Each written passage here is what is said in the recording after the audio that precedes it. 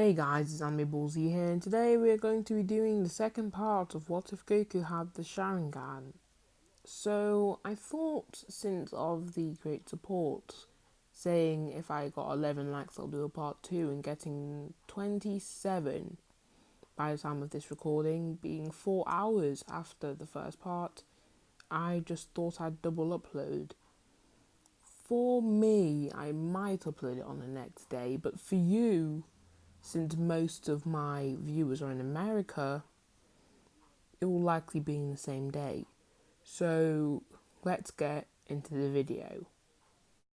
So Goku walks off of the stage from his win and he finds Krillin's dead body inside, and his power pole and his 4-star ball has been taken away.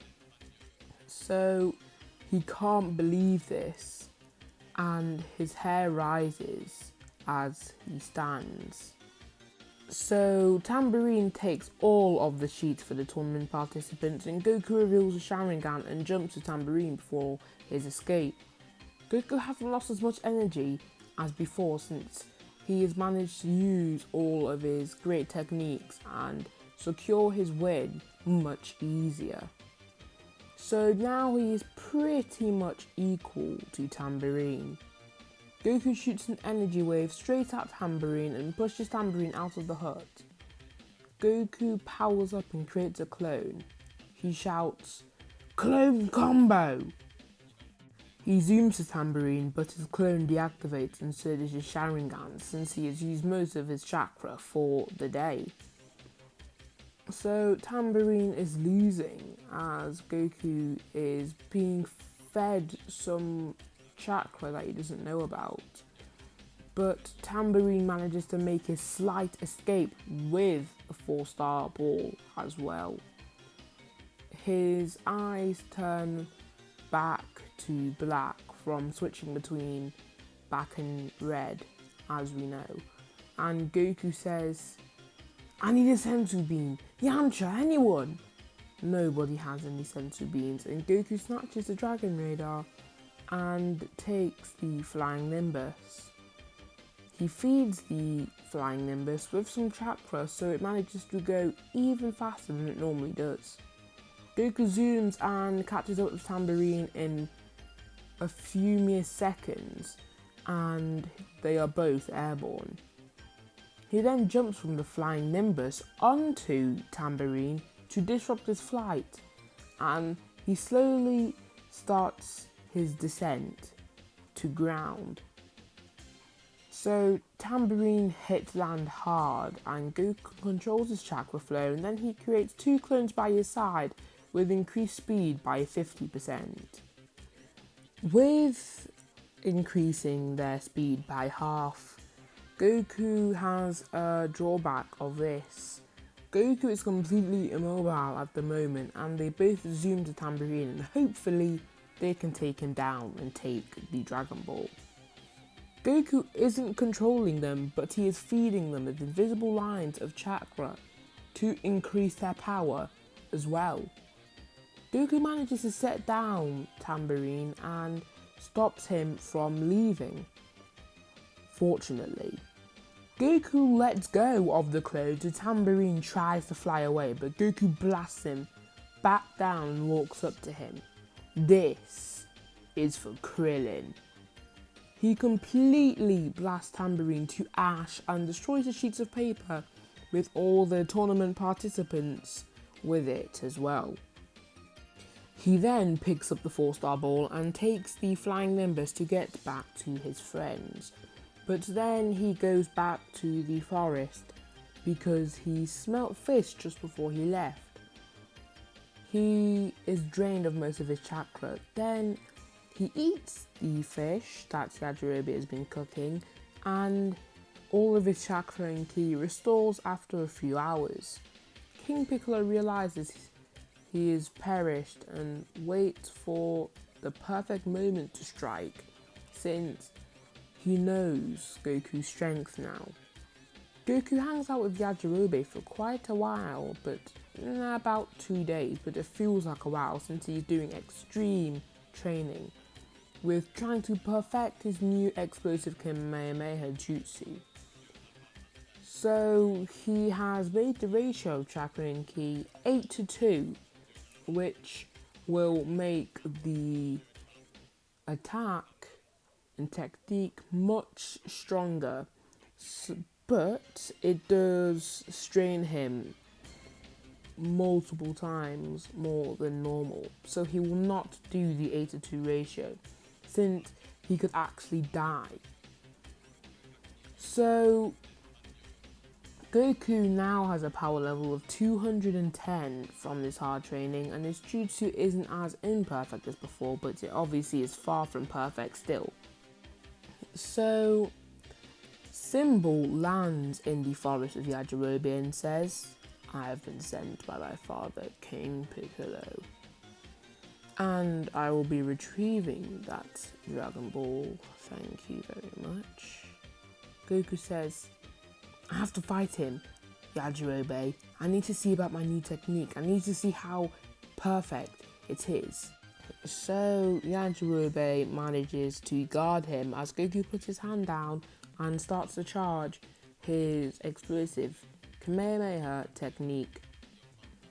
So Yajirobe guides him and fights Symbol on relatively equal status.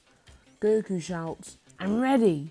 Yajirobe runs out the way and he zooms to Symbol with his Sharingan to remove the light tunnel vision that he is receiving with this technique. And he jumps to Symbol and completely explodes him back with this attack. Symbol dies and Yajirobe eats Symbol. So Goku has recovered from everything now, and his power level is restored up to normal standard, and his power is increasing by the bit. He feels his power inside of him that can't be brought out. He doesn't know what it is. This is the Uzaru power. This will work similar to the Nine Tails, and then this means that he can use little snippets of the power when he likes. He can use the ki and chakra to amplify the power of his explosive ball, for short of the explosive Kamehameha. His power level increases all the way up to 225 with very light training. And King Piccolo is mind training and trying to get at least a little stronger to stand the chance against Goku. And his power raises all the way to 235 from 210. Goku then goes through some extreme solitary training when King Piccolo appears in the air above him and Goku feels the wind from the Pilaf plane. So Goku stands and knows where Tambourine came from now, as he sees King Piccolo land onto the ground and stands in front of him. Goku knows this since he does have some resemblance of Tambourine's face. Goku then activates his new and improved Two-Tomo Sharingan that improves his perceiving ability as well as giving him the ability to copy different motions that are perceived. So King Piccolo tries to blast him and Goku easily dodges this attack. King Piccolo zooms to him and tries to throw several punches, but Goku is either dodging them or blocking them.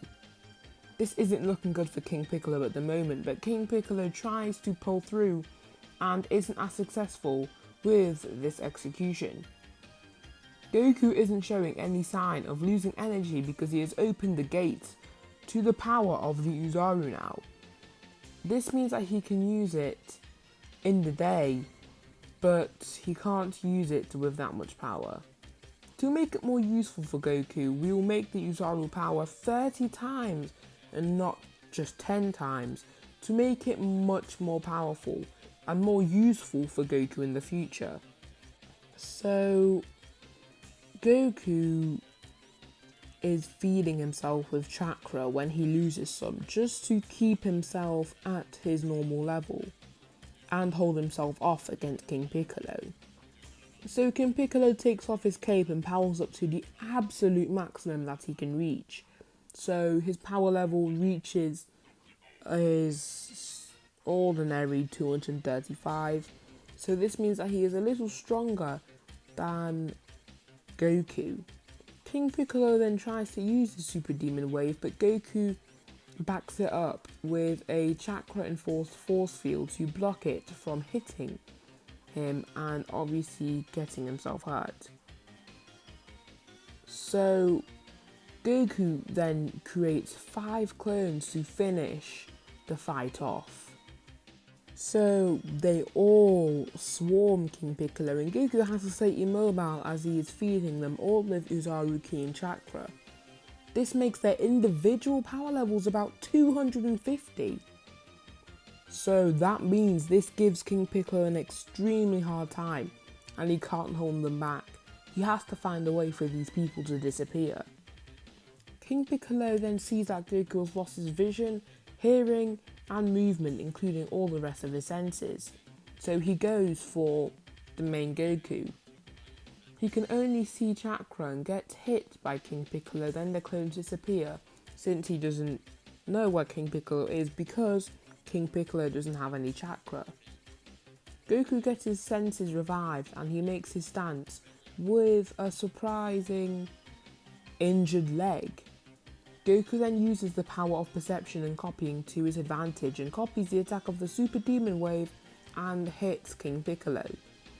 King Piccolo holds the blast and tries to push it back, but it is very powerful since Goku is feeding himself with the Uzaru power. He manages to throw it to the side and explodes a few trees to dust.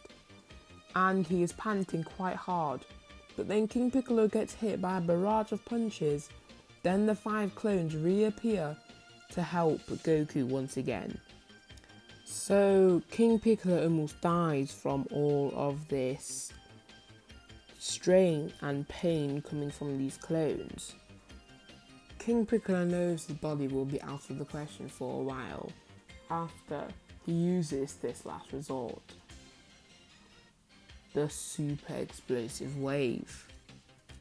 So King Piccolo puts his arms and legs out and uses this attack and heavily injures Goku. Goku says while he's on his hands and knees, "How? You were this strong? With your age, your feeble body?" He falls to his hands and knees and King Piccolo slowly runs to his plane and evacuates for the rest of the Dragon Balls to make himself even stronger.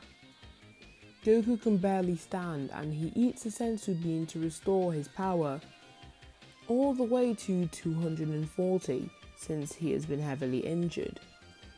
His search for this sensu bean took at least 20 minutes and he just sat on a tree branch mind training.